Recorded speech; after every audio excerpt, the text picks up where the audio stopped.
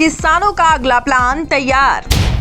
6 मार्च को दिल्ली चलो और 10 मार्च को ट्रेन रोको आंदोलन का होगा आगाज। क्या है पूरा मामला, आइए आपको बताते हैं।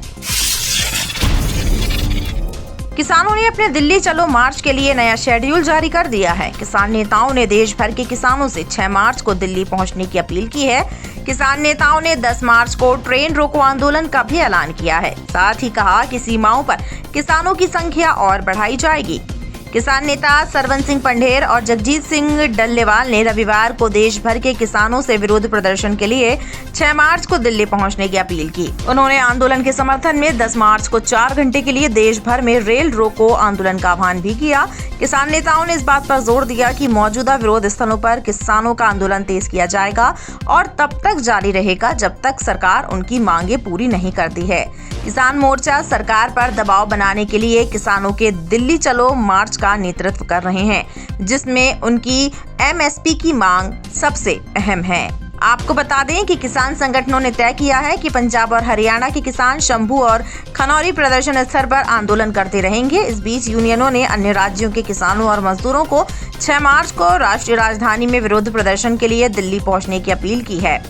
किसान नेता पंढेर ने कहा कि दूरदराज के राज्यों के किसान जो ट्रैक्टर ट्रॉली पर नहीं पहुंच सकते, उन्हें ट्रेनों और ट्रांसपोर्ट के अन्य साधनों से दिल्ली पहुंचना चाहिए। इससे ये भी स्पष्ट हो जाएगा कि क्या सरकार उन किसानों को प्रवेश की अनुमति देती है जो बिना ट्रैक्टर ट्रॉली के जाते हैं। उन्होंने कहा कि शंभू और खनौरी में आंदोलन पहले की तरह जारी रहेगा और इसे तेज कर दिया जाएगा। अब मोदी सरकार जी ने मन बना लिया कि किसानों को एमएसपी लीगल गारंटी कानून नहीं देना है, ना ही किसान और खेत मजदूर का कर्ज माफ करना, ना ही C2 50% के अनुसार फसलों के दाम देने हैं, या लखीमपुर खीरी का इंसाफ जिस तरह से उन्होंने अजय मिश्रा टैनी को टिकट दी और बिजली बिल 2023 जो वो ये बना चुके उनके ऊपर कोई नहीं बात होगी। स्पष्ट सी बात है कि जो हमारा आंदोलन शंभू और खनौरी पर चल रहा है वो जस का तस रहेगा। हम सरकार की इस बात को मानने वाले नहीं कि आप ट्रैक्टर ट्रॉली छोड़कर चले जाएं।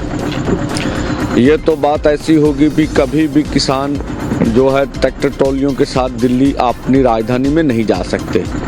हाँ, जो हमने निर्णय लिया है 6 मार्च का, वो उन राज्यों के लिए लिया है जो राज्यों की परिस्थिति इस तरह की है कि वो ट्रैक्टर ट्रॉली अफोर्ड भी नहीं कर सकते और इतनी दूरी पर है कि वो ट्रैक्टर ट्रॉलियों से आ भी नहीं सकते।